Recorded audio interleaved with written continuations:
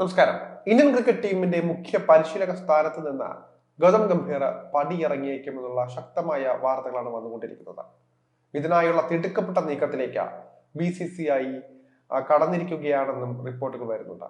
ഇപ്പോൾ ഓസീസ് പര്യടനത്തിലെ നിരാശപ്പെടുത്തുന്ന പ്രകടനവും ഗൗതം ഗംഭീറിലുള്ള വിശ്വാസം നഷ്ടപ്പെടുത്തിയിരിക്കുകയാണ് ഇന്ത്യക്ക് മുന്നിൽ. പുതിയ പരിശീലകനെ കണ്ടെത്താൻ BCCI നീക്കം ആരംഭിച്ചു എന്നാണ് വിവരം.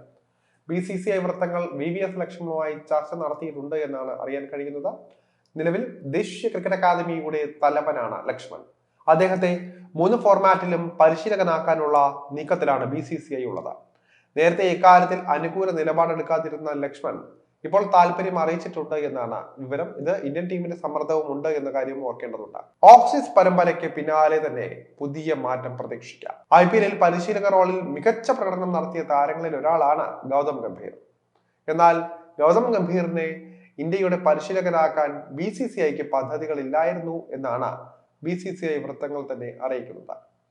രാഹുൽ ദ്രാവിഡ് പരിശീലക സ്ഥാനത്ത് നിന്ന് മാറിയപ്പോൾ BCCIക്ക് താല്പര്യം VVS ലക്ഷ്മണനെ പരിശീലകനാക്കാനായിരുന്നു.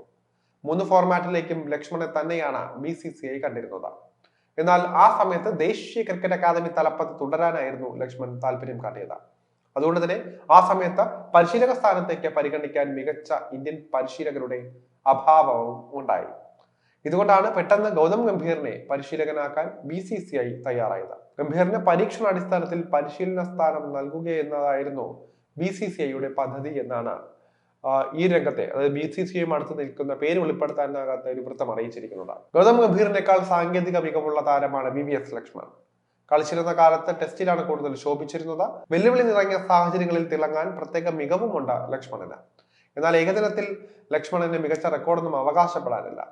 IPL മാത്രമാണ് അദ്ദേഹം T20 കളിച്ചിട്ടുള്ളത്. അതുകൊണ്ട് തന്നെ ലക്ഷ്മണന് കീഴിൽ ഇന്ത്യയുടെ പരിമിത ഓവർ ടീമിന്റെ പ്രകടനം എങ്ങനെയാകുമെന്നും കണ്ടറിയേണ്ടതാണ്. ഇതിനോടകം ഇന്ത്യയുടെ പരിശീലക റോളിൽ ലക്ഷ്മൺ പ്രവർത്തിച്ചിട്ടുണ്ട്. രാഹുൽ ദ്രാവിഡ് വിശ്രമത്തിൽ പോകുന്ന പരമ്പരകളിൽ ഇന്ത്യയുടെ മുഖ്യ പരിശീലക സ്ഥാനം ലക്ഷ്മണനായിരുന്നു. അദ്ദേഹത്തിന് കീഴിൽ ശ്രീലങ്കയിൽ ഉൾപ്പെടെ കളിക്കാൻ ഇന്ത്യക്ക് പോയിട്ടുണ്ട്.